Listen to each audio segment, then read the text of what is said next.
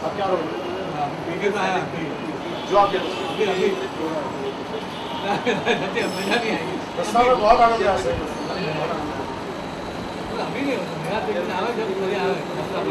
सब वैष्णव भी इतना पसंद रास्ते में क्या वहाँ भी क्या है एक मुखिया जी नहीं और हमारे भी राधेश्याम मुखिया तो सुंदर लग रहे हो यहाँ भी अकेले ही हैं तो सुबह तो पहुँचता हूँ शाम को मेरे 17 होता है तो मेरे महीने में अपने सब नौकर जाते हैं सेवा वाले ये वो सब ये अपनी पुष्टि माधुर्य आपने दी तो देखी मैं अलग अलग मनोरथ रखे होंगे अगले अंक में जून के अंक में पूरे प्रस्ताव को विरोध भी लिया उन्होंने नाम महोत्सव रखा है सवेरे और शाम को आम्र कोच को दो दिन भजन संध्या दायरा वगैरह भी कार्यक्रम भी कब है परसों और बहुत परेशानी हो जाती है दिवाली कार्यक्रम को समापन भी होगा सेवा में थक जा रहे हैं फिर ये सब करने थक जा रहे हैं और मार्केट पूजा हम लोग क्या करते हैं कि सुबह फैमिली में कर लेते हैं शाम को फिर शाम को तिलक आरती वगैरह मंदिर का जाएगा मार्केट पूजा तो वैसे है ना अपने अपने अपने नहीं कर लेते हाँ सुबह संध्या के साथ में कर लेते हैं प्रोग्राम अच्छा था हम लोगों का रात को 8 से 10 लोग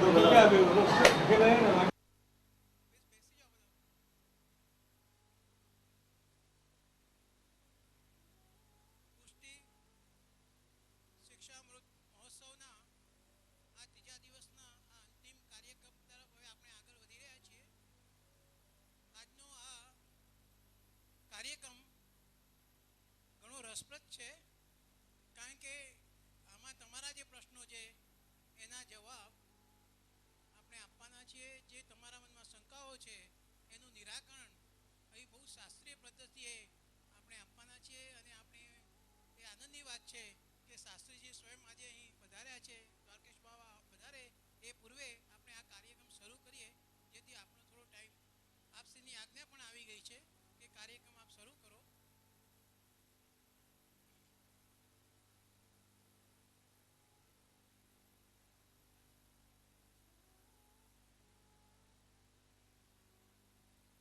પધાર્યા છે આપણી પાસે અને આ સવાલોના જવાબ આપવાના છે આમ તો એમનો પરિચય આપવાની કંઈ જરૂર ન હોય કારણ કે પુષ્ટિ સંપ્રદાયમાં શાસ્ત્રીજીનું નામ જયરામ શાસ્ત્રીજીનું નામ એટલું બધું પ્રસિદ્ધ છે અને અનેક ભાગવત કથાઓ મને લાગે સેન્ચુરી ઉદાવી ગયા હશે એટલી ભાગવત કથાઓ કરી છે એમને અને એટલા જ વિદ્વાન છે કે આજે આપણે આ તક મળી છે આપણે એનો લાભ લઈ રહ્યા છીએ તો હવે હું એમને વિનંતી કરીશ કે સવાલોના જવાબથી શરૂ કરે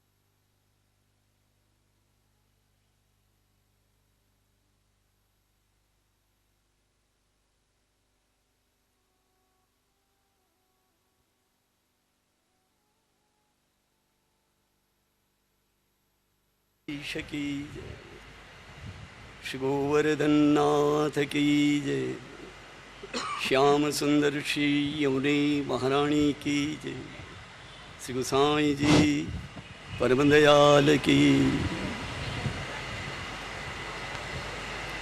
चिंता संतानहंतारो यत्पादांगुजरेणुः श्रियानान्तान् निजाचार्यान् प्रणमामि मुहुर्मुहुः यदनुग्रहतो जन्तुः सर्वदुःखातिगो भवेत् तमहं सर्वदा वन्दे श्रीमद्वल्लभनन्दनं यदुक्तं तात चरणैः श्रीकृष्णशरणं मम अतएवास्ति मच्चित्त मयिके पारलौकिके मम चित्तस्य विश्वासः श्रीगोपीजनवल्लभे यदा तदा कृतार्थोऽहं शोचनीयो न कर्हिचित् यस्य प्रसादाद् वागीशा प्रजेशा भुवन्नता क्षुद्रापि भवन्त्यासु श्रीकृष्णं तं नतोऽस्म्यहम् सौन्दर्यं निजरुद्गतं प्रकटितं स्त्रीगूढभावात्मकं पुंरूपं च पुनस्तदन्तर्गतं प्रावीविसत्स्वप्रिये संश्लिष्टावयोर्बभूरसमयः कृष्णो हि यत्साक्षिकं रूपं तत्तृतीयात्मकं परमवीर ध्येयं सदा वल्लभम् नमामि हृदये शेषे लीलाक्षीराब्धिसायिनं लक्ष्मीसहस्रलीलाभिः सेव्यमानं कलानिधिं वन्दे नन्दव्रजस्त्रीणां पादरेणुपीक्ष्णशः यासामरिकथोद्गीतं पुनाति भुवनत्रयम् अज्ञानतिविरान्धस्य ज्ञानाञ्जनशलाकया चक्षुरुन्मीलितं येन तस्मै श्री गुरुवे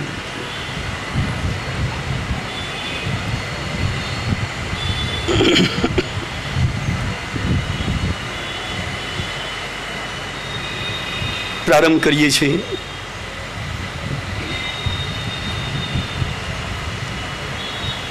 પ્રશ્નો ઘણા છે, ટોટલી મારી પાસે 55 પ્રશ્ન 55નો આંકડો છે। તેમાંથી આપણા પુષ્ટિ માર્ગને જેમાં આપણા પુષ્ટિ પુરુષોત્તમના સ્વરૂપનું કંઈ પણ નિરૂપણ આવે,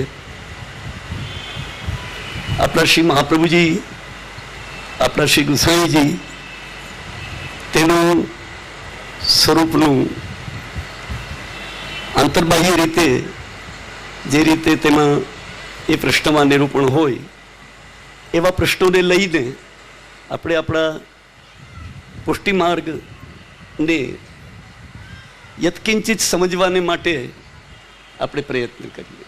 એમાં ઘણા પ્રશ્નો એવા પણ છે કે જે એક પ્રકારે લૌકિક કહેવાય, એમાંથી આપણને કોઈ માર્ગીય કોઈ પણ પ્રકારનું જ્ઞાન મળવાનું નથી। આપણે આપણા માર્ગને સમજવો છે અને તેના હિસાબે આ સુંદર આયોજન થયેલું છે। શિક્ષાપત્ર શ્રી હરિરાયચરણ, અને હરિરાયચરણનું શિક્ષાપત્ર એટલે એના બે ભાવ છે। એક તો આપણને દૈવી જીવો, પુષ્ટિ જીવોને શિક્ષણ આપવું, એટલે આ અલૌકિક સ્વરૂપ જ્ઞાન કરાવવું, શિક્ષાનો અર્થ એક આ છે। અને સાથે સાથ આપણે આપણા માર્ગથી વિચલિત થઈ ગયા હોય કોઈ પણ કારણે તો તેને શિક્ષા આપવી, જેને આપણે ચાલુ ભાષામાં કહીએ કે દંડ આપવો, હે ને, લાઈક વન ટીચર, હે ને। શિક્ષાના બે અર્થ છે।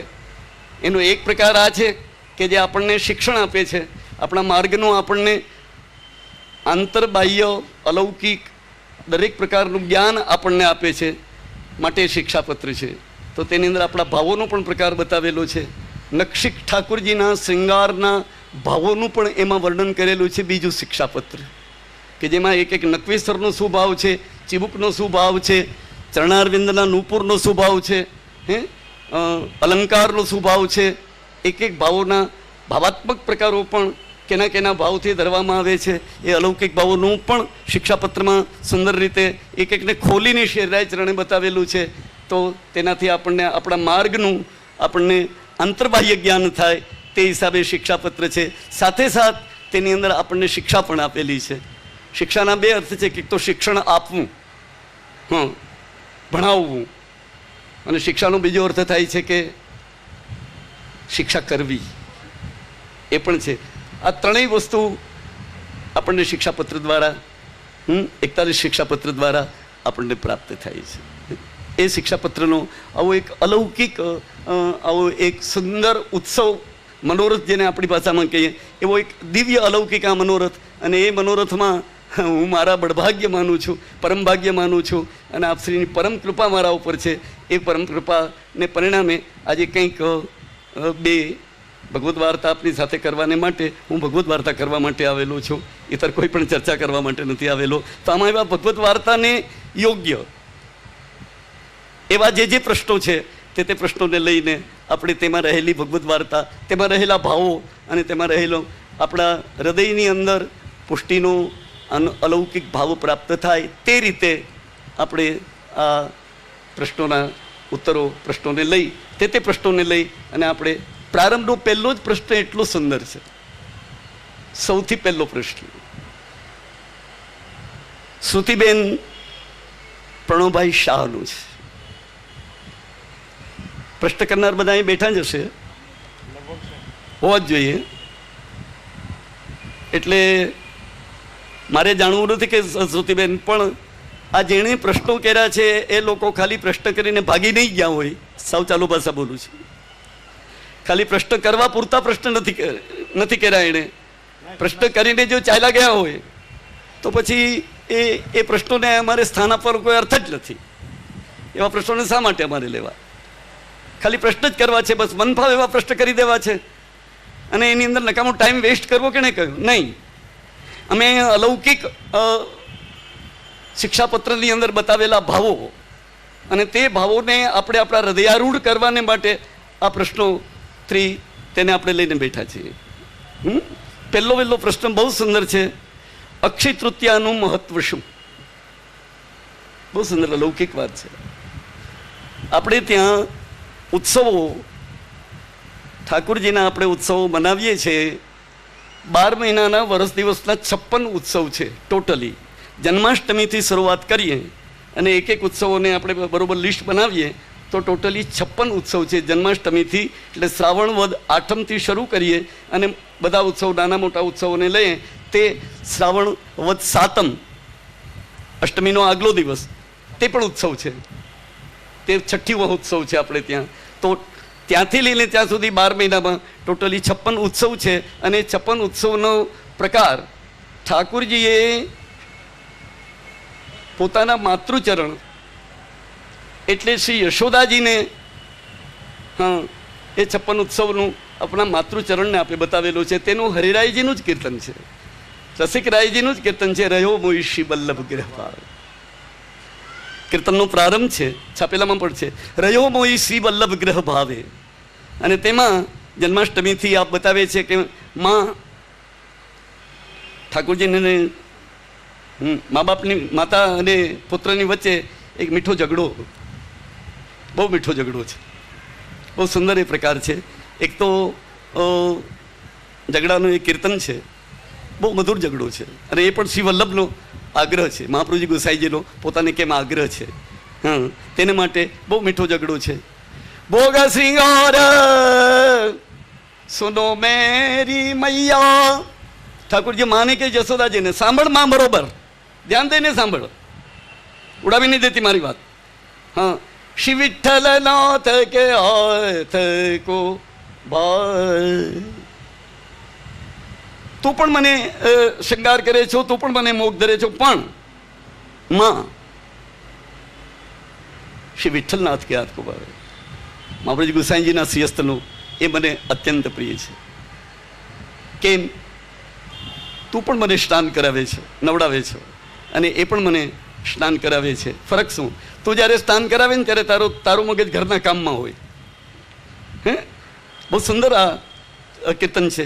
ત્યારે તારું મગજ ઘરના કામમાં હોય. જ્યારે સ્નાન કરાવે નીકે નવાય, આપણે ત્યાં ઠાકુરજીને સ્નાન કરાવવાની જે રીત છે, જળ કેવું હોવું જોઈએ? ઠાકોરજીના સ્નાનનું જળ એ સાવ ઠંડુ ન હોવું જોઈએ, સીધું ઠંડુ નહીં. આજે ગરમીના દિવસો છે તો તેને ગરમ કરીને પછી ઠંડુ કરવું, પણ ગરમ કરવું જોઈએ. ટાઢા પાણી, આપણી ચાલુ ભાષા બોલું છું, ટાઢા પાણીથી ક્યારે નવાય? બસ જવાબ તમારી પાસે છે. ટાઢે પાણીએ ક્યારે નવાય? કોઈનો કાગળ આવ્યો હોય ને, આપણે બોલીએ છીએ એનો અર્થ એ છે કે અશુભ સ્નાન છે, અશુદ્ધ સ્નાન છે. ટાઢા પાણીથી નાહવું એ અશુદ્ધ સ્નાન છે. હા, આપણે પણ દરરોજ જે નિત્ય સ્નાન કરીએ, આપણે જે શુદ્ધ સ્નાન કરીએ ઠાકોરજીની સેવા વગેરેને માટે, એ પણ સીધે સીધું ઠંડુ પાણી નહીં, સેજ એને ગરમ કરીને, ગરમમાં મિલાવીને, એ અશુભ સ્નાન છે. ફક્ત આખા વર્ષમાં એક જ વાર સીધું શીતળ જળથી ઠાકોરજીને સ્નાન થાય છે, અને જેઠ મહિનાની પૂનમ, જ્યેષ્ઠાભિષેક. પણ ત્યાં અભિષેક છે. તે જે જળ છે એ ચાલુ જળ નથી, પણ દરેક જેટલા પણ જે તીર્થો છે એ બધા તીર્થોનું જલ એને નંદબાવાએ પોતાને ત્યાં તીર્થોના જલને સિદ્ધ કરી, અને તેના દ્વારા તે દિવસે જ્યેષ્ઠાભિષેક એટલે ઠાકોરજીનો તે દિવસે રાજ્યાભિષેક કરેલો છે. તો અભિષેકનું સ્નાન છે, એટલે મંત્રિત જલ છે. માટે ત્યાં પેલું ઠંડા જલનો જે દોષ છે એ દોષ રહેતો નથી, કેમ કે મંત્ર દ્વારા એ દોષની નિવૃત્તિ થઈ જાય છે, અને તેના દ્વારા સ્નાન થાય છે. એ અહીં બતાવે છે કે નિકે નવાય શિંગાર કરતે. હા, તું પણ મને નવડાવે છો માં, આ લીધું જલ ને માથે રેડી દીધું ને ચાલ. નહીં, નિકે નવાય. આપણે ત્યાં જે ઠાકોરજીને સ્નાન કરાવવાનું જે પ્રકાર જે રહેલો છે, સ્નાનની લોટી, તેમાં જળ આ પ્રકારનું હોવું જોઈએ. એ જળ પાછું સીધે સીધું નહીં, તેની અંદર થોડું અત્તરનું તેની અંદર મિલાન હોવું જોઈએ. જે છઠ્ઠા વલ્લભાખ્યાનમાં ગોપાલદાસજીએ તેનું નિરૂપણ કર્યું કે સ્નાનનું જળ કેવું હોવું જોઈએ. સોંધો મિલાય.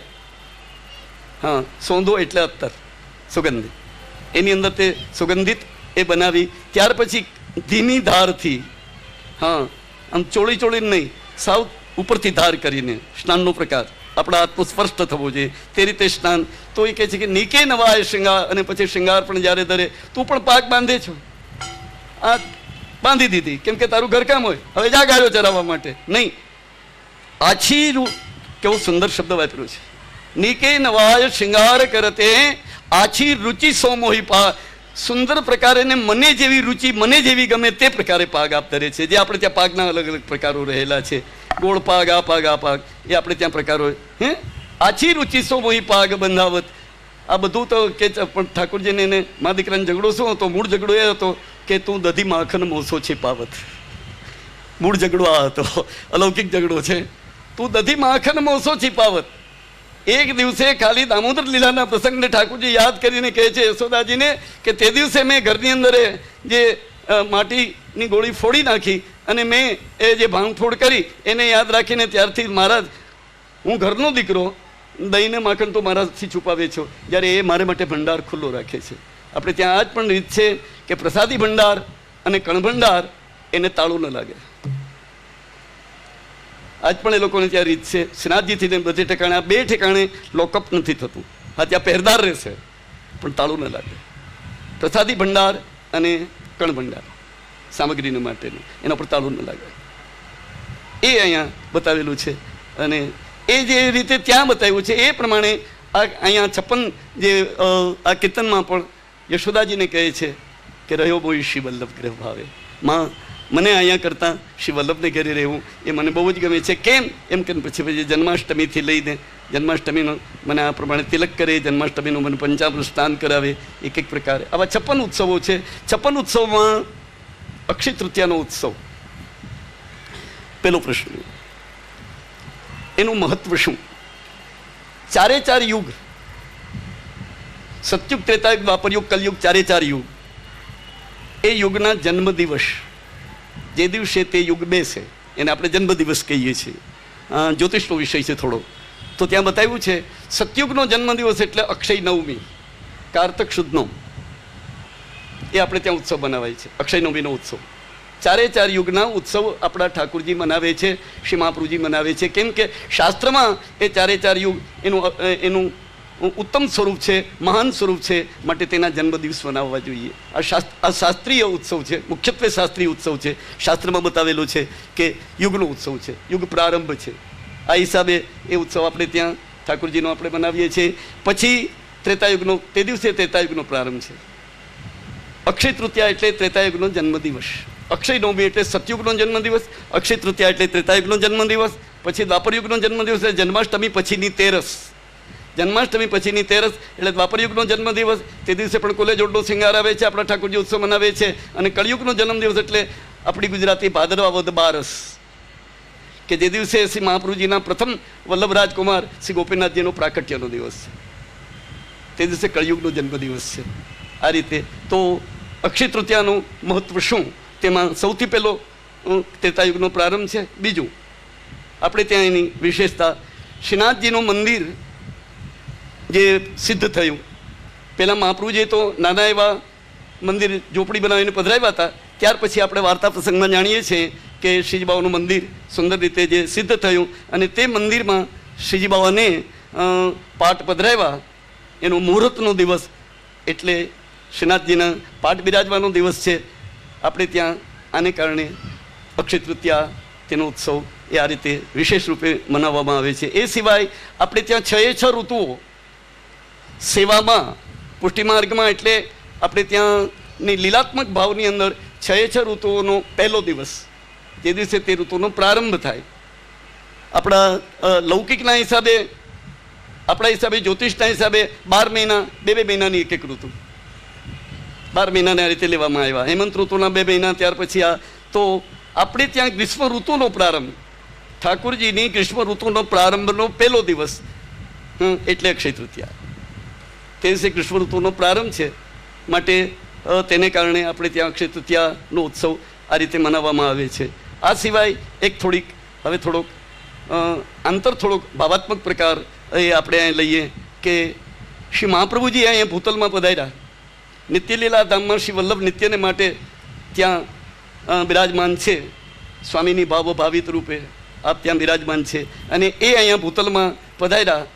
તો ત્યાં નિત્યલીલા ધામમાં ઠાકુરજીને શ્રી વલ્લભ ત્યાંથી અહીંયા પધાર્યા, તેનો અત્યંત તાપક્લેશ થયો.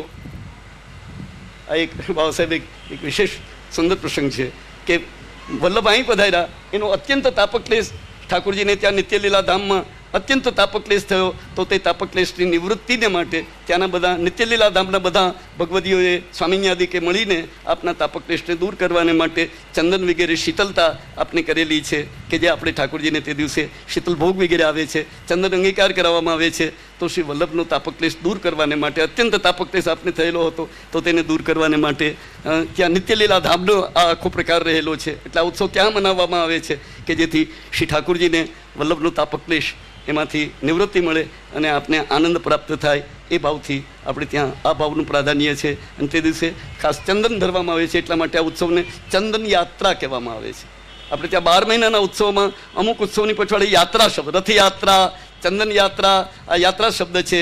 તો અહીંયા ચંદન યાત્રા મને તે દિવસે ઠાકુરજીને ચંદન અંગીકાર કરવામાં આવે છે. તેમાં મુખ્ય 4 વસ્તુ ચંદનમાં હોય છે. સુખડ કસીએ છે તે એટલે ચંદન, કેસર, બરાસ અને ગુલાબજળ. આ 4થી ચંદન સિદ્ધ થાય છે. ઠાકુરજીને જે આપણે ચંદન ધરીએ છીએ તે આ 4 વસ્તુ દ્વારા સિદ્ધ થાય છે. તો એ 4 વસ્તુ જે આવે છે બિલકુલ ભાવાત્મક રીતે, ભાવભાવનાની રીતે આપણે લઈએ તો 4 યુથાધિપતિ, મુખ્ય સ્વામિનીજી, ચંદ્રાવલીજી, કુમારિકાના યુથાધિપતિ રાધા સહચરી અને શ્રી યમુનાજી, એ ચારેયના આનંદનો જે ભાવ જે રહેલો છે તેના ભાવથી આ 4 વસ્તુને મિલાવીને તેઓના હૃદયના ભાવપૂર્વક ઠાકુરજીને અંગીકાર કરાવવામાં આવે છે. અક્ષય તૃતીયાનો અમારે ત્યાં ઉત્સવ શાસ્ત્રીય રીતે અને આપણી રીતે અને સેવાની રીતે, ભાવાત્મક રીતે એ આપણને સુંદર રીતે પ્રાપ્ત થાય છે.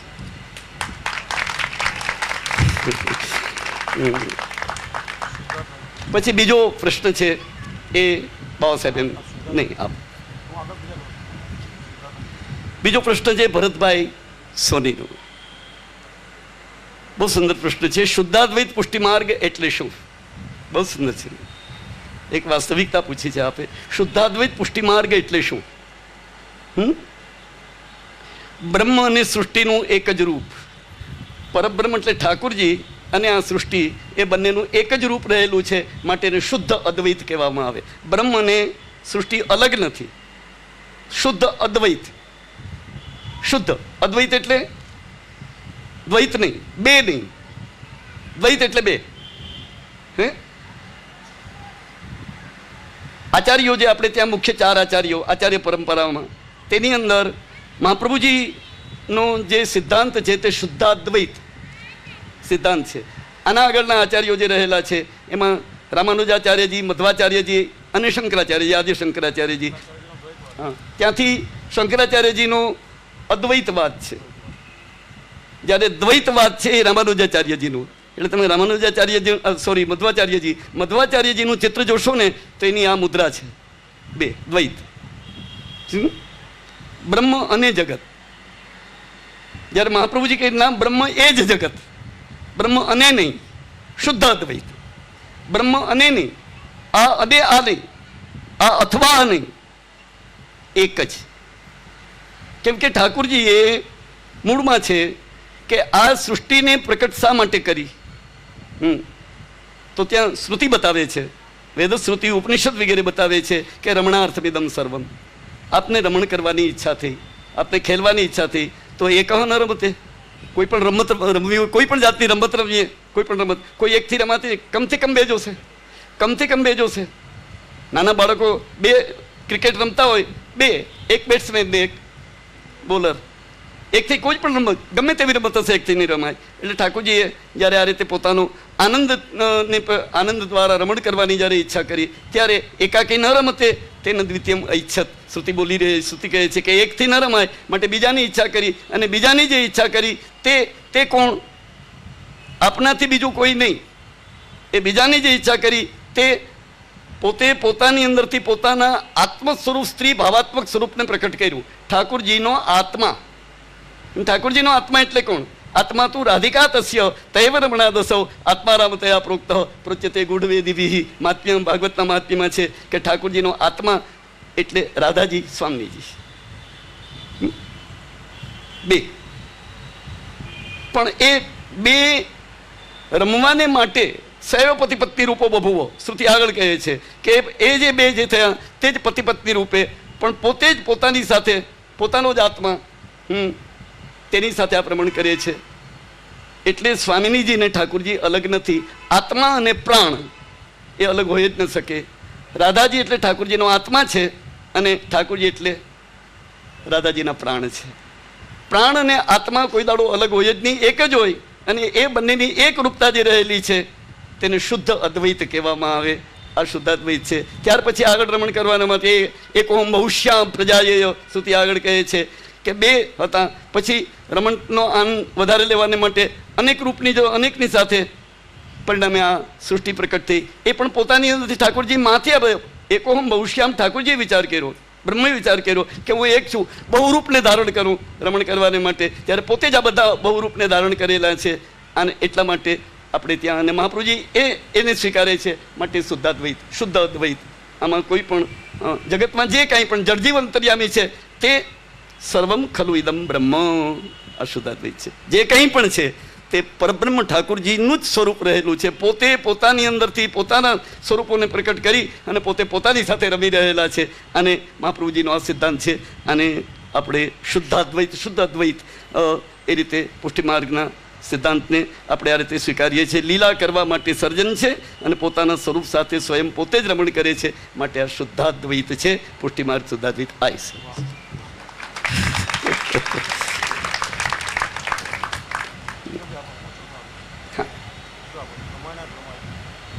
હા, દિવ્યેશભાઈ રૂપારેલિયા, ત્રીજો પ્રશ્ન છે, પ્રમાણ અને પ્રમેયમાં ફરક શું? સરસ પ્રશ્નો કરેલા છે, બહુ સુંદર પ્રશ્નો છે. અમુક એવા લૌકિક છે એટલે એના ઉપર ધ્યાન નથી આપવાનું, અથવા એ હશે તો આપણે સોંપી દઈશ કે આપ એનો જવાબ દીધા કરો. મારું કામ નથી. આઈ એમ વેરી સોરી. કેમ કે હું પોતે લૌકિકમાં કંઈ જાણતો નથી. મારી હાલત એ છે. હું એવો સંસારી નથી કે આવા સંસારના પ્રશ્નોનો ઉત્તર આપું. આઈ એમ વેરી સોરી. ત્યાં હું લાચાર છું. હું કેવલ ભાગવત છે, બીજું કંઈ જાણતો જ નથી. અને ભાગવત અને મહાપ્રભુજીના સુબોધનીજી, એના ઉપર બીજી કોઈ ટીકાને પણ હું જાણતો નથી. કેવલ મહાપ્રભુજીના સુબોધનીજી દ્વારા આપ જાણો છો કે ભાગવતજી કહું છું. અને તેની સાથે એ સુબોધનીજી એ જે સમજી શકાતા નથી. મહાપ્રભુજીની વાણી એટલે સમજવી બહુ મુશ્કેલ છે. કેમ કે નિગૂઢ હૃદય, વલ્લભ નિગૂઢ હૃદય છે. આપના હૃદયના જે ભાવો છે અત્યંત નિગૂઢ રહેલા છે. ત્યારે પ્રશ્ન ઊભો થયો કે નિગૂઢ હૃદય છે તો પછી આપણે ચૂપ થઈને બેસી જવાનું કે આપણે સમજી જ ન શકીએ. તકલીફ થઈ ગઈ. આપણો અધિકાર જ નથી. ગુસાઈજી આ નામ આપી લીધું કે અમારો કોઈ અધિકાર, કેમ કે નિગૂઢ હૃદય છે. મહાપ્રભુજીના નિગૂઢ હૃદયને આપણે કોઈ રીતે જાણી જ ન શકીએ. એ પ્રકટ થાય તો ખ્યાલ આવે. એટલે ગુસાઈજી આ નામ આપીને આપણને ચૂપ કરી કે બસ બેઠા રહ્યો, તમારું કામ નથી. મહાપ્રભુજીના આ ભાવોને સમજવા માટે, પુષ્ટિમાર્ગ સમજવાને માટે એટલે અમારી તો હાલત એ હતી કે હવે તો એક જ ઉપાય કે ખુદા છપ્પર ફાડ કે દેગા હમ રાહ દેખ કે બેઠે હૈ. અમારી તો હાલત એ કરી દીધી આ નામ આપીને. ના, તરત જ બાજુમાં નામ આપ્યું.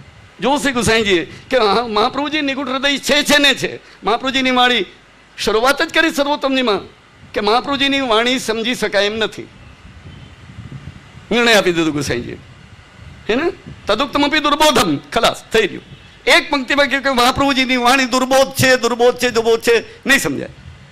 કેમ? એટલે નામમાં કીધું કે નિગુઢ હૃદય હશે. નહીં સમજાય એનું કારણ બતાવ્યું, કેમ કે નિગુઢ હૃદય હશે, આ નામ આપ્યું. પણ તરત જ કીધું તો પછી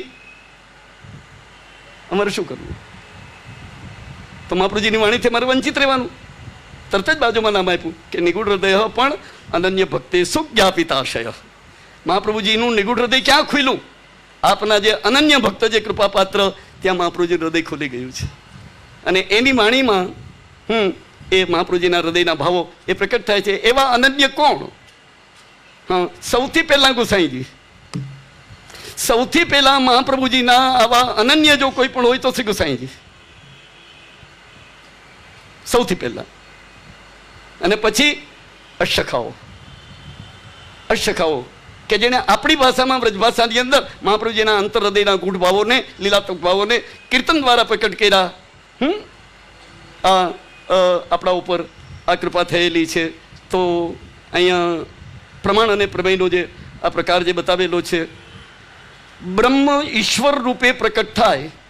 પ્રમાણનું વ્યાખ્યા આપું છું એક જ વાક્યમાં.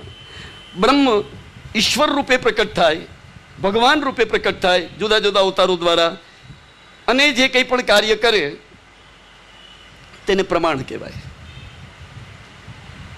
જરાક સમજવા માટે. અને પછી પ્રમેયનો પ્રકાર, બ્રહ્મ અલૌકિક લીલા સ્વરૂપે પ્રકટ થઈ અને લીલા કરે તેને પ્રમેય કહેવાય. ઈશ્વર રૂપે જે કંઈ પણ કાર્ય કરે તેને પ્રમાણ કહેવાય. અને લીલાત્મક રૂપે જે આપ લીલા કરે, વિલાસ વિહાર વગેરે જે કરે, જે આપણે ત્યાં ઠાકોરજીના ભાવાત્મક પ્રકારો જે રહેલા છે તે પ્રમેય છે. પ્રમેય એટલે લીલાત્મક, ઠાકોરજીના લીલાત્મક કાર્ય એને પ્રમેય કહેવાય. અને ઠાકોરજીના ઈશ્વર રૂપે પોતાનું ઐશ્વર્ય પ્રકટ કરીને જે કાર્ય કરે તેને પ્રમાણ કહેવામાં આવે. જેમ કે દશમસ્કંદમાં આપણે એને લઈએ, 6 દિવસના ઠાકોરજી 6 દિવસના છે. 6ઠ્ઠીનો દિવસ હતો અને આવી ભયંકર પૂતના આવી અને પૂતનાને આ પ્રમાણે એણે જે મારી નાખી, આ પ્રમાણ ત્યાં પોતાનું ઐશ્વર્ય પ્રકટ કર્યું, ઈશ્વરપણું પ્રકટ કર્યું, આ પ્રમાણ છે ને. અને આખી દુનિયાને આપનારો, આખી દુનિયાને આપનારો, આખી દુનિયા જેની પાસે માગે છે અને એને આપનારો, તે ગોપીજનની પાસેથી દહીં માગી રહ્યો છે. દાનલીલા આખા જગતને એટલું દૂધ અને દહીં આપનારો. આપણે સવારે ઉઠીએ ત્યારે આપણને આટલા લીટરો મોઢે, હજારો લીટર દુનિયાને આપનારો, એ સોઈ અહીર કી છોહરી આપે, છોહરી આંકી છાછ પે નાચ નચાવે હો. સસકાનજી બતાવે છે આપણને આ પ્રમેય. એટલે આવી સ્વરૂપ દ્વારા જે કંઈ પણ કરે છે, અલૌકિક સ્વરૂપ દ્વારા જે કંઈ પણ આપ કરે છે તેને લીલા કહેવામાં આવે અને તેને પ્રમેય કહેવામાં આવે. અને જ્યાં પોતાનું ઈશ્વરપણું આટલું પ્રકટ કરીને જે કંઈ પણ કાર્ય આપ કરે છે તેને પ્રમાણ કહેવામાં આવે. જેમાં હું ઈશ્વર છું, પોતે પ્રમાણ આપે છે કે હું ઈશ્વર છું. હું ભલે 6 દિવસનો રહ્યો પણ આવડી મોટી પૂતનાને પણ હું ખતમ કરી શકું છું, હું ઈશ્વર છું. હા, એને પ્રમાણ કહેવામાં આવે. પણ આપણે ત્યાં જે પ્રકારે ઠાકોરજી બિરાજે છે, આખા જગતને એટલું દૂધ આપનારો એ આપણા ઘરમાં બિરાજે છે પુષ્ટાવેલા ઠાકોરજી. એને આપણે જગાવીને આટલી કટોરી, આટલો જ કટોરો આપણે નક્કી કર્યો હોય. હાથ પેઢીના કટોરા હશે આપણા ઘરની અંદર, હો, જેને 5 પેઢીના ઠાકોરજી બિરાજે છે. પણ એના મંગળભોગના કટોરા 5 પેઢીના વડવાના વખતના અત્યાર સુધી જે ગોવા પડેલા છે, મને ખબર છે, કેમ કે હું સમાજની વચ્ચે રહું છું, મને ખ્યાલ છે. એમાં કાંઈ ફેરફાર ન થાય. એ આખી દુનિયાને આટલું દૂધ આપનારો, એને આપણે આટલું દૂધ જ્યાં સુધી ન ધરીએ ત્યાં સુધી મંગળભોગનું આટલું દૂધ, અને એના માટે રાહ જોતા હોય કે ક્યારે મને ઘંટાનાદ કરે, ક્યારે જગાવે અને ક્યારે મંગળભોગનું મને આ દૂધ ક્યારે આપે કે જે દૂધને હું ધારણ કરું એ પણ ત્યારે મને પ્રાતઃકાળનું દૂધ એ મને પ્રાપ્ત થયું કહેવાય. આવી રીતે એ પ્રમેયનો પ્રકાર છે. અને પ્રમેય લીલા એટલે પ્રમેય, અને ઈશ્વરપણું જ્યાં પ્રકટ થતું હોય એને પ્રમાણ કહેવાય. આ પ્રમાણ અને પ્રમેયનો આખો એક સુંદર પ્રકાર આ રીતે આપણને ટૂંકમાં જો સમજીએ તો જ્યાં જ્યાં ભગવાનનું મહાત્મ્ય જ્ઞાન પ્રગટ થાય છે, ભગવાનનું સામર્થ્ય સર્વસમર્થપણું જ્યાં પ્રગટ થાય છે પ્રમાણ, જ્યાં ભગવાન પોતાનું મહાત્મ્ય ભૂલીને ફાઇન. પ્રેમપૂર્વક દીન બનીને ભક્તો પાસે પ્રેમની અપેક્ષા રાખે એનું નામ પ્રમેય છે. એક જ શબ્દમાં. એટલા માટે કહેવાય છે કે પ્રમેયને ક્યારે પણ પ્રમાણ હોતું નથી. કારણ કે જ્યારે જ્યારે ઠાકોરજી ભક્ત પર પુષ્ટિ કરે છે ત્યારે બધી મર્યાદાઓનું અતિક્રમણ કરીને પણ ભગવાન ભક્ત પર પુષ્ટિનો એને અનુભવ કરાવે છે. જલ્દી. મર્યાદા પુરુષોત્તમ રામચંદ્રજી એ મર્યાદાઓની પાલન કરવા માટે એમનો અવતાર થયો, અને કૃષ્ણાવતારમાં ભગવાને પુષ્ટિ લીલા કરી ત્યારે ઘણી જગ્યાએ મર્યાદાઓનું અતિક્રમણ કરી કેવલ ભક્તના સુખ માટે, ભક્તના આનંદ માટે ભગવાને પોતાનું મહાત્મ્ય પણ મૂકી દીધું. એનું નામ પ્રમેય છે. ચોથો પ્રશ્ન જતીનભાઈ શાહનો, સત્સંગ શા માટે કરવો જોઈએ? ના, મોટા ભાગના જેની અંદર પ્રશ્નો છે 90% પ્રશ્નો તો એવા છે કે આવતા 4 દિવસમાં શિક્ષાપત્રમાં બધાનો સમન્વય આવી જ જવાનો છે. ઘણા તો આજે પણ આવી ગયા છે. માટે હું એક પ્રશ્ન તમને પૂછું, તમે અત્યારે બધા અહીંયા શા માટે બેઠા છો? તમે શું કરી રહ્યા છો અને શા માટે બેઠા છો? તમને ખ્યાલ તો હશે ને તમે શું કરો છો? શા માટે કરો છો? નથી ખબર? એમને આવીને બેસી ગયા ટાઈમ પાસ કરવા? નહીં. શિક્ષાપત્રનો જ આધાર લઈએ તો શહેરિયાજી આપણને બહુ સુંદર સમજાવે છે કે અત્યારે કલિયુગ છે, અનેક દોષોથી ભરેલો છે અને ચારે તરફ દુસ્સંગ સર્વત્ર વ્યાપ્ત છે. દુસ્સંગ કોને કહેવાય? કે જેનો સંગ કરીને ઠાકોરજીથી બહિર્મુક્ત આવે, આપણે પ્રભુથી દૂર થઈ જઈએ, આપણા સ્વધર્મનું આચરણ છૂટી જાય અને જીવનું અધપતન થાય, એનો સંગ, એનું નામ દુસ્સંગ છે. અને દુસ્સંગ અત્યારે કલિયુગમાં સહજ સાધ્ય છે, સહજ પ્રાપ્ત છે. જ્યારે સત્સંગ કોને કહેવાય? કે જેનો સંગ કરીને ધર્મપરાયણ થવાની ઈચ્છા થાય, જેનો સંગ કરીને આપણે ઠાકોરજીની સન્મુખ થઈએ, જેનો સંગ કરીને આપણા ભાવનું પોષણ થાય અને પ્રભુના સ્વરૂપમાં દ્રઢતા વધે, એનું નામ છે સત્સંગ. એટલે રેરાજી દ્રષ્ટાંત આપે છે કે કુંડાની અંદર આપણે છોડ વાવીએ, એમાં ખાતર અને પાણીનું પોષણ આપ્યા કરીએ, ધીરે ધીરે એનો ગ્રોથ થાય, વધે, પુષ્પિત, પલ્લવિત અને ફલિત થાય. એના પર થોડો એસિડ નાખી દો તો શું થશે? 1 સેકન્ડમાં બળીને રાખ થઈ જશે. દુસ્સંગ આવો તેજાબ જેવો છે. વર્ષો સુધી આપણે સત્સંગ કરીએ, પોતાની જાતને કેળવીએ, પણ જે ક્ષણે આપણને દુસ્સંગ લાગી જશે ત્યારે વર્ષોનો બધો કરેલો પ્રયત્ન ખલાસ અને ઠાકોરજીથી વિમુક્તાનું કારણે દુસ્સંગ છે. પણ માનો કે પેલા છોડ પર આપણે એસિડ નહીં નાખીએ પણ એને ખાતર અને પાણી આપવાનું બંધ કરી દો તો પણ શું થશે? ધીરે ધીરે સુકાવા લાગશે અને કરમાઈ જશે. એને જીવતું રાખવું હોય તો ખાતર અને પાણીના પોષણની જરૂર છે. આપણે શરીર આપણું જીવે છે, અન્ન જળવાયુનું પોષણ મળે તો જ જીવી શકીએ. ખાવા પીવાનું, શ્વાસ લેવાનું બંધ કરીએ, શરીર પણ ટકી શકે નહીં. એમાં આપણો જે ભાવ છે, જે ભાવ દ્વારા પ્રભુને આપણે પ્રાપ્ત કરવાના છે, ભાવનું પણ સતત પોષણ થવું જોઈએ. અને ભાવનું પોષણ કેવલ સત્સંગ દ્વારા જ થઈ શકે, બીજું કોઈ સાધન નથી.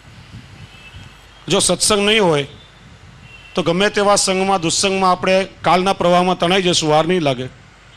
અને દુસ્સંગથી બચવા માટે સતત ભાવનું પોષણ થાય એટલા માટે આપણે સત્સંગ કરવો જોઈએ. અને શ્રી હરિરાયજી તો ભારપૂર્વક સમજાવે છે કે 15 દિવસે કે અઠવાડિયા કરેલો સત્સંગ પર્યાપ્ત નથી, પણ સત્સંગ જીવનમાં નિત્ય થવો જોઈએ, એનું સાતત્ય રહેવું જોઈએ. કારણ કે આખો દિવસ વૈચારિક પ્રદૂષણ આપણી અંદર આવે છે, કચરો આખા દિવસમાં ભરાય છે. સવારે ઘરમાં કચરો પડે તો દરરોજ દિવસમાં 2 વાર આપણે સાફ કરીએ છીએ. અત્યારના પહેરેલા કપડાં કાલે બીજી દિવસે નથી પહેરતા, દરરોજ બદલવા જોઈએ છે. એ રીતે મનમાં જ્યારે જ્યારે કચરો ભરાયા જ કરતો હોય છે, એટલા માટે સત્સંગનું સાતત્ય હોવું જોઈએ, નિત્ય હોવું જોઈએ, અને સૌથી વધારેમાં વધારે આવશ્યક અંગ છે. બીજો પ્રશ્ન છે નિલેશભાઈનો, પરિશ્રમ એટલે શું? આપણે ત્યાં પુષ્ટિ માર્ગમાં જે પણ શબ્દોના પ્રયોગ થાય છે એ ભગવત સ્વરૂપાત્મક લીલા હોવાથી દરેક અલૌકિક શબ્દોના પ્રયોગ થાય છે. જેમ કે કોઈ વસ્તુ આપણે લાવતા કે લઈ જતા નથી પણ પધરાવીએ છીએ. સામાન્ય કોઈ પણ લૌકિક ભાષાનો પ્રયોગ આપણે ત્યાં પુષ્ટિ માર્ગમાં થતો નથી. પાણી પીવું છે નહીં, જલ આરોગવું છે. ઠાકોરજીને સામગ્રી ધરીએ છીએ, મહાપ્રસાદ ગ્રહણ કરીએ છીએ. સામાન્ય રીતે આપણે કોઈ પણ કામ કરીએ ને આપણને થાક લાગે, ને થાક કે કષ્ટ કહેવાય, પણ જીવ પર કૃપા કરવા માટે ઠાકોરજી અનુગ્રહિત થઈને પોતાની કૃપાનો અનુભવ કરાવે, એના માટે ઠાકોરજીને જે કરવો પડે છે થાક લાગે ને પરિશ્રમ કહેવાય. અલૌકિક શબ્દ છે, ગુજરાતીમાં સમજીએ તો થાક અથવા કષ્ટ. જેમ જીવ માટે પ્રભુ ભૂતલ પર અવતાર ધારણ કરે છે, જીવનો ઉદ્ધાર કરે છે, આ દરેક ક્રિયા કરવા માટે ઠાકોરજીને પરિશ્રમ તો કરવો જ પડે છે. પોતાનું મૂળ લીલાધામ છોડીને પણ ભક્તના માટે પ્રભુને અવતરિત થવું પડે છે. તો પ્રભુ માટે તો પરિશ્રમ જ છે. આપણને ભલે આનંદ પ્રાપ્ત થાય, ઠાકોરજી માટે તો પરિશ્રમ જ છે. અને એટલા માટે આપણે ત્યાં જ્યારે જ્યારે ઠાકોરજીને વિશેષ કોઈ મનોરથો આપણે કરીએ છીએ ત્યારે પરિશ્રમ ભોગ ધરવામાં આવે છે. આ મનોરથો જે છે કેવલ બાહ્ય સજાવટ કે દેખાવ માત્ર નથી, પણ નિકુંજ લીલામાં વ્રજભક્તો જે પ્રકારે ઠાકોરજીને લાડ લડાવે છે એ વ્રજભક્તોના ભાવ અનુસાર આપણે પ્રભુને મનોરથ કરીએ છીએ પ્રભુની પ્રસન્નતા માટે, પણ આપણને અલૌકિક અનુભૂતિ થાય એટલા માટે. અને જીવ માટે તો ઠાકોરજીને ત્યાં બિરાજવું પડે છે, પરિશ્રમ કરવો પડે છે. એટલા માટે પ્રભુના શ્રમ નિવારણ માટે આપણે પરિશ્રમ ભોગ પણ ઠાકોરજીને ધરીએ છીએ. તો ટૂંકમાં એકદમ વૈષ્ણવોનું કર્તવ્ય શું, આજે જ ઘણી એની ચર્ચા કરી કે બ્રહ્મ સંબંધ લીધા પછી પુષ્ટિ માર્ગે વૈષ્ણવ કહેવાઈએ છીએ. એટલે બ્રહ્મ સંબંધ લીધા પછી સૌથી મુખ્ય કર્તવ્ય ભગવત સેવા કરવાનું છે. અને ભગવત સેવા કરવા માટે ભાવનું વર્ધન થાય, ભાવનું પોષણ થાય, એટલા માટે સત્સંગ પણ આવશ્યક છે. સેવાયામ વા કથાયામ વા રસ્યાશક્તિ દ્રઢા ભવેત. આ બધો ખૂબ જ વિસ્તાર આપણા શિક્ષાપત્રમાં આગળ આવશે, એટલે અત્યારે બહુ વિસ્તાર નથી કરતો. પણ મુખ્ય કર્તવ્ય છે ભગવત સેવા કરતાં કરતાં સમર્પિત જીવન જીવવું અને સત્સંગ દ્વારા નિરંતર પોતાનું ભાવ પોષણ થાય અને પ્રભુની કોઈ પણ પ્રકારે સન્મુખ રહીએ, એ આજના સમયમાં આપણું મુખ્ય કર્તવ્ય છે. કલ્પેશભાઈ શાહ, આશ્રય અને અન્યાશ્રય એટલે શું? શબ્દ તમે ધ્યાન આપો. અન્ય આશ્રય અને અનન્ય એટલે ન અન્ય. આની સાથે જ બીજા એક પ્રશ્નનો પણ જવાબ અંદર આવી જાય છે કે વૈષ્ણવ બીજા કોઈ અન્ય દેવને માનતા નથી. આ બંનેનો સાથે જ કહું છું. સોનલબેનનો કોઈનો પ્રશ્ન છે કે વૈષ્ણવ બીજા અન્ય દેવોને માનતા નથી. મર્યાદા માર્ગના એક સૂફી સંત કબીરજીએ પણ કહ્યું છે કે એક સાધે સબ સધે, સબ સાધે સબ જાય. અમારી કાઠિયાવાડની ભાષામાં કહું તો ખેતી કરવી હોય એના માટે કૂવો ગાળવો પડે. 100 હાથનો એક કૂવો ગાળીએ તો એમાંથી પાણી પણ નીકળે અને ખેતીવાડીની સિંચાઈ પણ થાય. પણ 10-10 હાથના 10 કૂવા ગાળો તો શું થશે? જમીન પણ બગડશે અને પાણી નહીં મળે ને ખેતી સુકાઈ જશે. એમ જીવનમાં આશ્રય કરવો હોય તો કેવલ એકનો જ આશ્રય થાય. ચારે બાજુ ભટકીને કોઈના હાથમાં કંઈ આવતું નથી. આ અનન્ય આશ્રય ખાલી પુષ્ટિમાર્ગનો વિષય નથી. ઘણા લોકો આપણા પર આક્ષેપ કરે છે. મર્યાદા માર્ગમાં મીરાબાઈ જેવા ભક્ત પણ કેટલી ખુમારીથી કહે છે કે મેરો તો ગિરધર ગોપાલ દૂસરો ન કોઈ, બીજા કોઈને તો ઓળખતી જ નથી. તો ભાઈ પુષ્ટિ ભક્તો અનન્ય શા માટે ન હોય? ગોસ્વામી તુલસીદાસજી એમના ભાઈ નંદદાસજીને મળવા માટે જ્યારે જતીપુરા આવ્યા, કહ્યું કે દર્શન ખુલ્યા છે, શ્રીજી બાવાના દર્શન કરો. તો કહ્યું રામચંદ્રજી સિવાય તુલસીદાસનું મસ્તક ક્યારે કોઈને પણ નમતું નથી. જો મને રામચંદ્રજી સ્વરૂપે શ્રીનાથજી દર્શન આપે તો જ મારું મસ્તક ઝુકે. કહા કહો છબી આજ કી ભલે બને હો નાથ, તુલસી મસ્તક જબ નમે ધનુષ બાણ લો હાથ. તો તમે જુઓ અનન્યતામાં કેટલી તાકાત છે કે એક મર્યાદા ભક્તની ભક્તિને પોષણ આપવા માટે પુષ્ટિ પુરુષોત્તમ શ્રીનાથજીએ કિરીટ અને ધનુષ બાણ લઈ રામચંદ્રજીના સ્વરૂપમાં દર્શન આપ્યા ને ત્યારે તુલસીદાસજીએ સાષ્ટાંગ દંડવત કર્યા.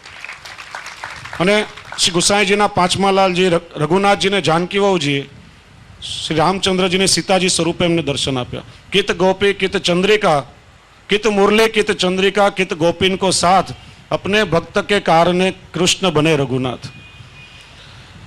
લૌકિક ભાષામાં આપણે કહીએ તો કન્યાનું જ્યારે વરણ થાય ત્યારે એનો સંપૂર્ણ આશ્રય, સંપૂર્ણ પાતિ વ્રત્ય નિષ્ઠા પોતાના પતિના ચરણોમાં હોય છે. આશ્રય કેવલ પતિનો કરે છે. એનો અર્થ કે લૌકિકમાં પોતાના પરિવારનો અનાદર નથી કરતી. સાસુ સસરા, દેર જેઠ, નણંદ ભોજાઈ એ બધાને યથાયોગ્ય માન સન્માન આદર તો આપતી જ હોય છે. પણ એ જૂઠણ ખાશે તો કેવલ પોતાના પતિનું. સંપૂર્ણ આશ્રય પતિનો હોય છે, બીજાનું જૂઠું હોય એટલું ક્યારે પણ ખાશે નહીં. એમ શ્રી મહાપ્રભુજી સમજાવે છે કે ભગવાન શ્રી કૃષ્ણ એ કોઈ લૌકિક પ્રાકૃત દેવ નથી, પણ દેવાધિદેવ પરબ્રહ્મ પરિપૂર્ણ પુરુષોત્તમ શ્રી કૃષ્ણ છે. એના માટે ઉપનિષદોએ પણ કહ્યું એતે ચાંસ કલા પુંસ કૃષ્ણસ્તુ ભગવાન સ્વયં. બીજા બધા ભગવાનના અવતાર કહેવાય છે, કૃષ્ણ એ અવતારી કહેવાય છે. બીજા બધા ભગવાનના અંશ છે, કૃષ્ણ એ સ્વયં અંશી સ્વરૂપે પોતે પ્રગટ થયા છે. ગઈકાલે ચર્ચા થઈ ગીતાજીમાં જે પ્રતિજ્ઞા કરી એ પ્રમાણે જ્યારે જ્યારે અવતાર કાર્ય કરવાની આવશ્યકતા આવી ત્યારે ભગવાને અંશ કલા વિવાદી અવતારોને પ્રગટ કર્યા છે. અને જેટલા ધર્મોની આવશ્યકતા હતી એટલા ધર્મો સહિત ભગવાને અવતાર ધારણ કર્યા છે. દરેક અવતાર પૂર્ણાવતાર નથી. કેવલ કૃષ્ણાવતારમાં 6 ધર્મો, 12 શક્તિઓ અને 16 કલા સંપન્ન મૂળ અંશી પોતે પ્રગટ થયા છે. એટલા માટે શ્રી મહાપ્રભુજી સમજાવે છે જેટલા પણ દેવી દેવતાઓ છે ભગવાન શ્રી કૃષ્ણની અંગભૂત સૃષ્ટિ છે. આપણે કોઈનો અનાદર કે ઉપેક્ષા નથી કરતા. આજે પણ ચર્ચા થઈ હતી, ગણેશનું પૂજન પણ કરીએ છીએ, વરુણનું પણ. ભગવાન શ્રી ગોપીજન વલ્લભ પ્રીત્યર્થ, લૌકિક આસ્થા રાખીને નહીં, જે જેના મૂળ સ્વરૂપમાં છે પ્રમાણે જ આપણે સ્વીકારેલા છે. પણ જેટલા પણ દેવી દેવતાઓ છે ભગવાન શ્રી કૃષ્ણની અંગભૂત સૃષ્ટિ છે. આપણે જ્યારે ઘરમાં ભગવાન શ્રી કૃષ્ણની સેવા કરીએ છીએ એમાં બધાનો સ્વતઃ સમન્વય થઈ જાય છે. કોઈની નોખી ઉપાસના કરવાની પછી આવશ્યકતા રહેતી નથી. આગળ વિસ્તારથી ચર્ચા કરશું શિક્ષાપત્રમાં.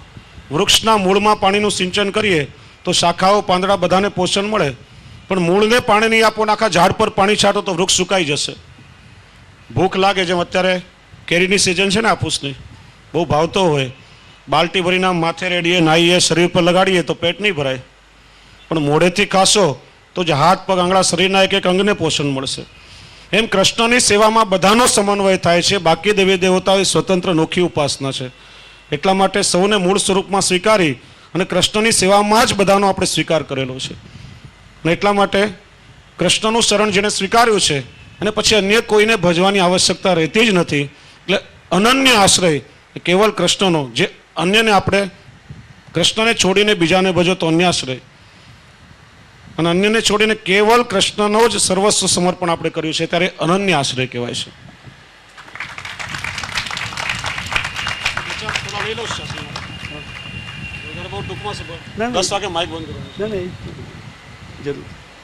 પુષ્ટિ પ્રવાહ અને મર્યાદામાં શું ફરક છે અંકિતભાઈ? શ્રી મહાપ્રભુજીના માટે ગ્રંથ આપ્યો છે. 3 પ્રકારની સૃષ્ટિ આચાર્ય ચરણ બતાવે છે: પુષ્ટિ જીવો, મર્યાદા જીવો અને પ્રવાહી જીવો. પુષ્ટિ જીવો છે એ ઠાકોરજીની કૃપાજન્ય સૃષ્ટિ છે અને ઠાકોરજી પોતે પોતાના અનુગ્રહ દ્વારા એમને શરણમાં લે છે. કદાચ કોઈ કારણસર 1 કે 3 જન્મનો અંતરાય હોય ભગવત પ્રાપ્તિમાં, પણ છેવટે એમની ગતિ તો ભગવત ચરણારવિંદમાં જ છે, અન્ય કોઈ એમની ગતિ થવાની નથી. એ પછી સાધન કરે અથવા ન પણ કરે, છેવટે ઠાકોરજી જેમ પ્રમેયની વાત થઈ તો પોતાના પ્રમેય બળથી, કૃપા બળથી એને પોતાના શરણમાં લે છે પુષ્ટિ સૃષ્ટિ. મર્યાદા એટલે સાધન માર્ગી. શાસ્ત્રોમાં બતાવેલા જ્ઞાન, યજ્ઞ, યમ, નિયમ, તપ, વ્રત, યાત્રાઓ બધું કરી, સાધન કરી, દેહ દમન કરી, પોતાના દેહને આત્માનું શુદ્ધિકરણ કરી અને પ્રભુને પ્રાપ્ત કરવાનો પ્રયત્ન કરશે. જ્યારે પ્રવાહી એટલે કેવલ કાળના પ્રવાહમાં તણાયા પેલા ચરસણીની જેમ ફરા કરે, ક્યાંય ના થતા નથી ને કોઈ ના થતા નથી. અનેક જન્મો આ રીતે લેવા પડે, છેવટે જ્યારે ઠાકોરજીની કૃપા થાય ત્યારે એમને પ્રભુ શરણમાં લે છે. એક નાનકડું દ્રષ્ટાંત આપું. કરિયાણાનો વેપારી, એની પાસે ગ્રાહક આવ્યો. પૂછ્યું ખાંડ કેટલા રૂપિયા કિલો? 30 રૂપિયા. 30 રૂપિયા આપ્યા. પેલા એ ગલ્લામાં મૂક્યા, ત્રાજવા પર ખાંડ મૂકી, કિલો કરતાં થોડું વધારે વજન થયું. વધારાની બધી પાછી લઈને કિલોનું બરાબર વજન થયું એટલે પડીકું બાંધીને આપ્યું, લઈને ગયો. થોડી વાર પછી એનો પોતાનો દીકરો આવ્યો, વેપારીનો. કહ્યું પપ્પા, ઘરમાં મમ્મીએ કહ્યું છે કે મહેમાન આવવાના છે, 1 કિલો ખાંડ આપો. પેલો વેપારી કે હમણાં 1 કિલો લઈ જઈશ, ખલાસ થશે એટલે પાછો આવીશ, કામ કરે એક સાથે આ 5 કિલો લઈ જા. રૂપિયા પણ લીધા નહીં, જોઈતી હતી 1 કિલોને આપી 5 કિલો. આ ફરક પુષ્ટિ અને મર્યાદા વચ્ચેનો છે. ગ્રાહક આવ્યો, એની પાસે રૂપિયા પણ લીધા, પ્રમાણથી વધારાનું હતું તો પાછું લઈને પ્રમાણસર આપ્યું. પોતાનો દીકરો આવ્યો, રૂપિયા પણ લીધી નહીં અને જોઈતું તો એનાથી વધારે ને આપ્યું. એમ મર્યાદા માર્ગમાં જીવ જેટલા પ્રમાણમાં સાધનો કરે છે એટલા પ્રમાણમાં જ ફળ મળે છે, નહીં વધારે કે નહીં ઓછું. જ્યારે પુષ્ટિ એટલે પ્રભુની કૃપા, એને કોઈ સીમા કે મર્યાદા રોકી શકતી નથી. પોતાના ભક્તો ઉપર ઠાકોરજી જે રીતે ચાહે રીતે કૃપાનો અનુભવ કરાવે છે. તો આ તફાવત પુષ્ટિ પ્રવાહ અને મર્યાદા વચ્ચેનો છે.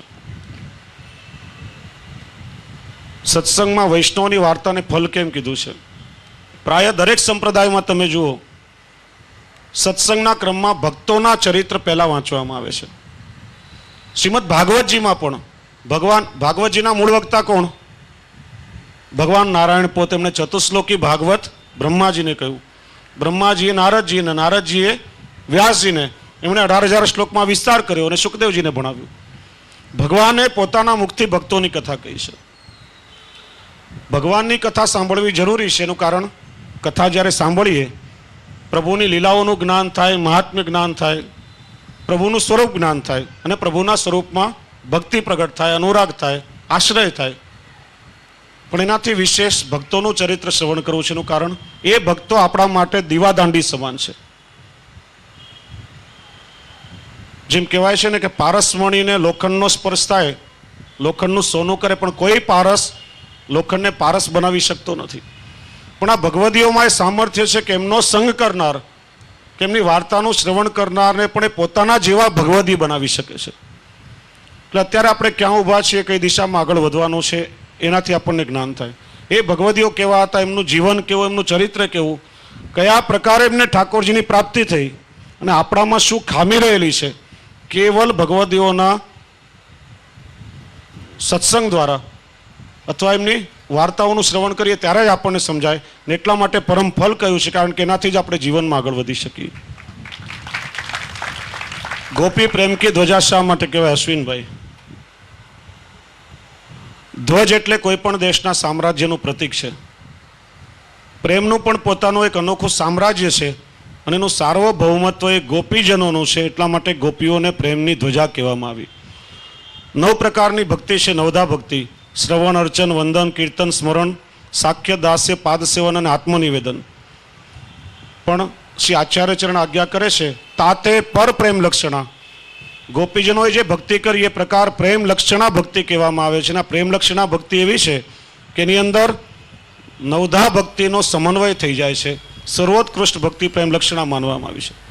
કારણ કે ગોપીજનોનો પ્રેમ અલૌકિક હતો. ક્યારે પણ પોતાના સ્વાર્થનો વિચાર કર્યો નથી. નિરંતર કેવલ પોતાના પ્રભુના જ સુખનો, પ્રભુની પ્રસન્નતાનો એમણે નિરંતર વિચાર કર્યો છે. એટલા માટે ગોપીઓને પ્રેમની પરાકાષ્ઠા એટલે પ્રેમની ધ્વજા કહેવામાં આવી છે. બે છોડી દેવાનું, આ બે પ્રશ્નો છોડી થોડા કોન્ટ્રોવર્સી વાળા લૌકિક છે. જવાબ અહંતા મમતા એટલે શું? એ તો શિક્ષાપત્રમાં એનો મૂળ વિષય છે અને બહુ વિસ્તાર થશે. લીનાબેન, સાંભળવા આવો છો ને તમે શિક્ષાપત્રમાં? તો વિસ્તારથી સાંભળજો, કારણ કે બહુ લાંબો વિષય છે. ટૂંકમાં કહું તો અહંતા એટલે હું, મમતા એટલે મારું. બસ. શંકરાચાર્યજીએ કહ્યું બ્રહ્મ સત્ય છે, જગત મિથ્યા છે, જે દ્વૈતવાદની ચર્ચા કરી. શ્રી મહાપ્રભુજી આજ્ઞા કરે છે બ્રહ્મ સત્ય છે, જગત પણ સત્ય છે, કારણ કે બ્રહ્મનું પ્રતિબિંબ છે. પણ આ સંસાર મિથ્યા છે, કારણ કે સંસાર અહંતા મમતાથી ઉત્પન્ન થયેલો છે. જીવ બુદ્ધિથી આજે જેમ ચર્ચા થઈ, હું કરું એ જજ્ઞાનતા, શકટનો ભાર જેમ સ્વાંતણે. હું કરું એ ભાવ એનું નામ અહંતા, અને આ મારું છે, ઘર મારું, ગાડી બંગલા, રૂપિયા મારા. જે લૌકિકમાં આપણું મમત્વ રહેલું છે એનું નામ છે મમતા. અને આ બે ભક્તિ માર્ગમાં મોટામાં મોટા બાધક છે. બ્રહ્મ સંબંધ દ્વારા, અષ્ટાક્ષર અને પંચાક્ષર દ્વારા જ્યારે એનું સમર્પણ થાય છે ત્યારે જ જીવને બ્રહ્મ સંબંધ થાય છે. બીજું કયો છે પ્રશ્ન? સોલ બોલ લેટ ગો. આપ કહી દો ને, થોડા હું મેં લીધા, કારણ કે ટૂંકમાં જ આપી દઉં છું. પ્રશ્ન છે મનોજભાઈ સાંજગીરી, સાઈ પ્રસાદ. નિધિ સ્વરૂપ કોને કહેવાય? પુષ્ટિ માર્ગમાં શ્રી મહાપ્રભુજી અને શ્રી ગુસાઈજી દ્વારા જે સેવ્ય સ્વરૂપ પુષ્ટ થયેલા છે એ બધા નિધિ સ્વરૂપો કહેવાય છે. વાહ. ત્યાર પછીના શ્રી ગિરધરજી પછી જે પણ બાળકો દ્વારા એ સેવ્ય સ્વરૂપ કહેવાય છે. પણ કેવલ શ્રી મહાપ્રભુજી અને શ્રી ગુસાઈજી દ્વારા જે સ્વરૂપ પુષ્ટ થયેલા છે એમને નિધિ સ્વરૂપ કહેવામાં આવે છે. આ ભેદ છે સ્વરૂપ. બહુ સુંદર, બિલકુલ બરાબર. પુષ્ટિ માર્ગમાં વલ્લભ કુલના બાળકો પર બિરાજતી હવેલી મુખ્ય કહેવાય ગીતાબેન વિજયકુમાર સોની. તેનો જવાબ આપ્યા કોઈ જ નિધિ સ્વરૂપો બિરાજે છે. કારણ કે ટૂંકમાં ચર્ચા કરું તો ઠાકોરજીએ જ્યારે શ્રી મહાપ્રભુજીને બ્રહ્મ સંબંધ આપ્યું ત્યારે ભગવાન વચનથી બંધાયા કે વલ્લભ આપ જેને બ્રહ્મ સંબંધ, 3-4 પ્રશ્નોના ઉત્તરમાં સાથે આવી જશે, ખાસ ધ્યાન રાખજો. આપ જેને બ્રહ્મ સંબંધ આપશો હું એનું વરણ કરીશ, કદાપી એનો ત્યાગ નહીં કરું, અને આપની આડીથી જે કંઈ પણ મને સમર્પિત કરશે એનો હું સ્વીકાર કરીશ. ત્યારે આપણે ત્યાં બ્રહ્મ સંબંધ આપવાનો અધિકાર કેવલ વલ્લભ વંશ જ આચાર્યોનો છે. પ્રશ્ન એક એ પણ છે કે હોજી બેટીજી આપી શકે નહીં. શ્રી મહાપ્રભુજીએ ગુરુના 4 લક્ષણો બતાવે છે. કૃષ્ણ સેવા પરમ વિક્ષ દંભાદિ રહિતમ નરમ શ્રી ભાગવત તત્વજ્ઞમ ભજે જિજ્ઞાસુ રાધરાત. નરમ અંડરલાઈન છે. કૃષ્ણ સેવા પરાયણ હોય, દંભાદિ ગુણોથી રહિત હોય. નર એટલે આપણે ત્યાં વ્યાસપીઠ પર બેસીને વ્યાસ પદ્ધતિથી કથા કરવાનો અધિકાર અને દીક્ષા આપવાનો અધિકાર કેવલ પુરુષ વ્યક્તિનો છે. એનું કારણ યજ્ઞોપવિત દ્વારા દ્વિજત્વની પ્રાપ્તિ સ્ત્રીઓને થતી નથી. સ્ત્રીઓને જનોઈનો અધિકાર નથી. સ્ત્રી સંત હોઈ શકે, ઉપદેશક હોઈ શકે, શિક્ષક હોઈ શકે, પણ દીક્ષા આપવાનું કારણ કે એમને જનોઈનો અધિકાર નથી. એટલા માટે વ્યાસ પદ્ધતિથી કથા કરવાનો અને યજ્ઞોપવિત આપવાનો અને બ્રહ્મસંબંધ દીક્ષા આપવાનો અધિકાર એ સ્ત્રીઓને નથી. એટલા માટે નર શબ્દનો શ્રી મહાપ્રભુજી ઉલ્લેખ કર્યો છે. શ્રી ભાગવત તત્વજ્ઞ આ 4 લક્ષણ જેનામાં હોય એવા ગુરુના શરણમાં જવું. એવા સર્વસમર્થ ગુરુ તો કેવલ શ્રી મહાપ્રભુજી જ છે. અને એટલા માટે આપણે ત્યાં પ્રકાર છે. શ્રી ગુસાઈજી આજ્ઞા કરી સ્વવંશે સ્થા પિતા શેષ સ્વ મહાત્મ્ય. અમુક સંપ્રદાયમાં ગુરુ શિષ્ય પરંપરા છે. આપણે ત્યાં ગુરુ શિષ્ય પરંપરા અને વંશ પરંપરા બંનેનું સાથે વહન છે. શ્રી વલ્લભ વંશ જ આચાર્ય, અને અમને યજ્ઞોપવિત પ્રાપ્ત થાય પછી અમારે પણ અમારા આચાર્ય પાસેથી બ્રહ્મ સંબંધ લેવું પડે, પછી અમને આપવાનો અધિકાર મળે છે. એનું કારણ મહાપ્રભુજીએ પોતાનું અશેષ મહાત્મ્ય પોતાના વંશમાં સ્થાપિત કર્યું છે. શ્રી મહાપ્રભુજી આજે બેઠકજીમાં બિરાજે છે, પોતાના ગ્રંથોમાં વાંગ્મય સ્વરૂપે બિરાજે છે, પોતાના વંશમાં બિરાજે છે અને પોતાના પાદુકાજીમાં બિરાજે છે. આમાં નિત્ય શ્રી આચાર્ય ચરણ બિરાજે છે. એટલે વર્તમાન સમયમાં જે વલ્લભ વંશજ આચાર્ય પાસે બ્રહ્મ સંબંધ આપણને પ્રાપ્ત થયો હોય એ જ આપણા માટે સાક્ષાત પ્રગટ વલ્લભનું સ્વરૂપ છે. પ્રશ્ન એ પણ છે કે પ્રગટ વલ્લભ ને મૂળ વલ્લભ એ શાસ્ત્રીજી આગળ વિસ્તારથી ચર્ચા કરશે, પણ મૂળ વલ્લભનો જ અંશ છે, પ્રગટ વલ્લભ છે. જેમ દામોદરદાસ સરસાનીએ મહાપ્રભુજી કહ્યું કે 10 જન્મનો અંતરાય છે, અને આપણે ત્યાં દર 3જી પેઢીએ મૂળ સ્વરૂપ પાછું અવતરિત થાય જ છે. એટલા માટે નામ પણ એ પ્રમાણે રાખવામાં આવે છે. તો એટલા માટે શ્રી મહાપ્રભુજીની આડીથી શ્રી વલ્લભકોલ બાળકોના માથે બિરાજતા જે હવેલી કે સ્વરૂપો છે એમના નિજ ગ્રહ છે, એમના નિજ સેવ્ય સ્વરૂપો છે. આ વસ્તુ બરાબર સમજજો તો ખ્યાલ આવશે. હવેલી ને મંદિરમાં ફરક છે. આપણે ત્યાં સર્વોદ્ધારક સ્વરૂપે કેવલ શ્રીનાથજીનું મંદિર છે. શ્રીનાથજીએ પોતે આજ્ઞા કરી અને આ ક્રમ શ્રીનાથજીએ પોતે મહાપ્રભુજી પાસે પ્રગટ કરાવ્યો છે. એટલા માટે કેવલ શ્રીનાથજીના મંદિર ઉપર ધ્વજા, શિખર અને સુદર્શન ચક્ર બિરાજે છે. પુષ્ટિ માર્ગમાં વિશ્વોદ્ધારક સ્વરૂપે બિરાજે છે, સર્વોદ્ધારક સ્વરૂપે. અને અહીંયા જે સ્વરૂપો નંદાલયમાં બિરાજે છે એ ભક્તોદ્ધારક સ્વરૂપે બિરાજે છે. અમારા અને અમારા સ્વ સેવકો છે એમના પોતાના ઉદ્ધાર માટે બિરાજતા સ્વરૂપો છે. અને એટલા માટે જેમ તમારે ઘરમાં પણ ઠાકોરજીની સેવા કરતી વખતે શ્રી મહાપ્રભુજી ગુસાઈજીની આડી દેવી પડે છે. મહાપ્રભુજી ગુસાઈજીની કાની વગર ઠાકોરજી ઘરમાં પણ આપણી સેવા સ્વીકાર કરતા નથી. તો અહીંયા નંદાલયમાં બિરાજતા સેવ્ય સ્વરૂપે આપણા આચાર્યના વલ્લભના માથે બિરાજતા સ્વસેવ્ય સ્વરૂપ છે. અને એટલા માટે પ્રશ્ન એ પણ છે દેવદ્રવ્ય આદિનો, તો એ પણ ખુલાસો કરો કે અહીંયા જ્યાં બાળકોના નિજ મંદિર છે, નિજ ગ્રહ છે, જે હવેલીઓ વલ્લભકુલ બાળકોના માથે બિરાજે છે, ત્યાં જે પેઢી છે એ પેઢી વલ્લભકુલ બાળકોની પોતાની પેઢી છે, ઠાકોરજીની પેઢી ગણવામાં આવતી નથી. જેમ કે નાથદ્વારાનો કૃષ્ણ ભંડાર શ્રી મહાપ્રભુજીનો છે, ઠાકોરજીનો નહીં. ગુરુના દ્વારા ઠાકોરજીને આપણે ત્યાં સમર્પણ છે. ને એટલા માટે ત્યાં દેવદ્રવ્યનો સિદ્ધાંત મારા હિસાબે બાધક બની શકતો નથી. પણ આજકાલ એક નવી પરંપરાને ફેશન ચાલી છે. 10-15 વૈષ્ણવો મળી સ્વતંત્ર એક ટ્રસ્ટ બનાવીને હવેલી ચાલુ કરી દે, જેના ગાદીપતિ આચાર્ય કોઈ વલ્લભકુલના બાળક નથી, કે જ્યાં વલ્લભની આડીથી ઠાકોરજીની સેવા થતી નથી, વલ્લભની મધ્યસ્થતા નથી, ત્યાં દેવદ્રવ્યનો સિદ્ધાંત 100% લાગુ પડે છે. અને ત્યાં વલ્લભની આડી જ નથી તો વલ્લભની કાની વગર ઠાકોરજી સેવા પણ કેવી રીતે સ્વીકાર કરે? એટલા માટે પુષ્ટિ માર્ગમાં મોટામાં મોટા નિષેધ પ્રકાર છે. ઘણી બધી મુંબઈમાં આવી હવેલીઓ છે કે જ્યાં વલ્લભકુલ બાળકોની આજ્ઞા વગર, તેમની મધ્યસ્થતા વગર 10-12 ટ્રસ્ટીઓએ ભેગા થઈ અને ક્રમ ચાલુ કરી દીધો. એમનો એકમાત્ર ઇન્ટેન્શન છે કે ખાલી આવક વધારો, બેંક બેલેન્સ કરો, જ્યાં ઠાકોરજીના સુખનો કોઈ વિચાર જ થતો નથી. તો એ પુષ્ટિ માર્ગમાં નિષેધ ક્રમ છે. અને મારા હિસાબે ત્યાં તો જ્યાં વલ્લભની આડી નથી ત્યાં ઠાકોરજી વલ્લભની આડી વગર અરોગતા પણ નથી, એટલા માટે ત્યાંનો તો મહાપ્રસાદ પણ નહીં લેવો જોઈએ.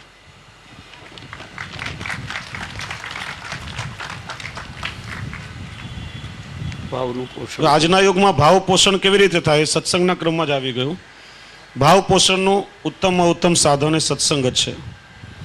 શિક્ષાપત્ર અને શિક્ષાપત્રીમાં શું ફરક છે જેનિકાબેન, એ ચર્ચા ગઈકાલે આવી ગઈ. સહજાનંદ સ્વામીની શિક્ષાપત્રી સ્વામિનારાયણ સંપ્રદાયમાં છે. એમાં માનવના દેહને અનુલક્ષીને અને જીવાત્માના આધિ ભૌતિક ઉત્થાન માટેની આજ્ઞાઓને ઉપદેશો આપવામાં આવ્યા છે. કેવલ સંન્યસ્ત સુધીની વાત એમાં છે. જ્યારે શ્રી હરિરાયજીનું શિક્ષાપત્ર એ પુષ્ટિજીવના આધિ દૈવિક ઉત્થાન માટે અને ભગવત પ્રાપ્તિ માટે જીવની પાત્રતા થાય એ માટેના ઉપદેશ આપેલા છે. આ મોટો તફાવત બંને વચ્ચે રહેલો છે. વાહ. વ્રજના રસિયા એટલે શું કોમલબેન? શ્રી ગુસાઈજીએ ભોગ રાગ અને શૃંગાર દ્વારા સેવાનો ક્રમ રસમય, સુંદર અને ચોક્કસ બનાવ્યો. સંગીતના તમામ પાસાઓને શ્રી ગુસાઈજી પ્રભુચરણે આવરી લીધા અને ભગવત સેવાર્થેનો વિનિયોગ કરાવ્યો છે. આ રસિયા એટલે વ્રજના લોકગીતોનો એક પ્રકાર છે. આપણે ત્યાં દક્ષિણની પદ્ધતિ પણ છે. નંદ મહોત્સવમાં તેલુગુ ભાષાના કીર્તનો પણ આપણે ત્યાં ગાવામાં આવે છે. સત્સંગના સંગીતના તમામ પાસાઓને શ્રી ગુસાઈજીએ ભગવત સેવામાં સમર્પિત કરાવ્યા છે અને અલગ અલગ સમયે એનો વિનિયોગ પ્રભુને છે. વ્રજમાં તો રસિયા 12 મહિના ગવાતા હોય છે અને આ લોકગીતો દ્વારા નૃત્ય કરીને ઠાકોરજીની સુંદર લીલાઓનું વર્ણન ત્યાંના ભક્ત કવિઓ કરે છે. એટલે આપણે ત્યાં શ્રીનાથજીના પાટોત્સવથી હોળી પ્રદીપન સુધી ખેલના દિવસોમાં રાજભોગ આરતી અને શયન આરતી પછી ખાસ કરીને વ્રજના રસિયા ગાવામાં આવે છે અને આ રસિયા દ્વારા વ્રજ ભક્તોના ભાવ, કારણ કે એમાં સાખ્ય ભક્તિ રહેલી છે. સાખ્ય ભક્તિ સિવાય ઠાકોરજીને ઉરાહના દેવાનો અધિકાર નથી. ના 40 દિવસ ખેલના સાખ્ય ભક્તિના છે ને એટલા માટે જ ઠાકોરજીના ચરણારવિંદ ઉપર વસ્ત્ર આચ્છાદિત થઈ જાય છે. સામાન્ય રીતે દર્શનનો નિયમ શું?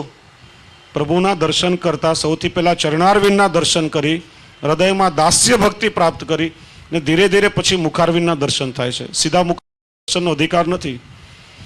એટલે ચરણારવિંદ પર વસ્ત્ર આચ્છાદિત થઈ જાય છે કે ઠાકોરજીની વિનંતી